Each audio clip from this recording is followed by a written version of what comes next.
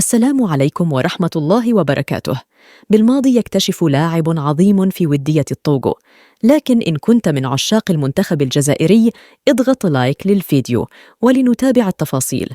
إذن أدلى الناخب الوطني جمال بالماضي بتصريحات في الندوة الصحفية بعد المباراة الودية أمام منتخب الطوغو، والتي عرفت فوز الخضر بثلاثية نظيفة.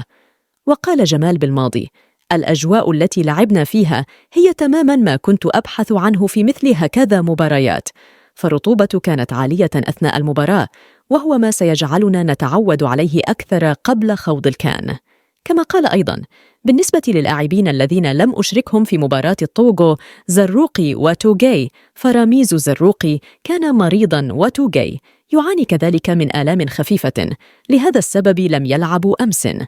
بالنسبة لمنافسنا الأبرز في المجموعة الرابعة في الكان بوركينا فاسو، فهو منتخب قوي وشرس، ويجب عدم الاستهانة به في البطولات الرسمية.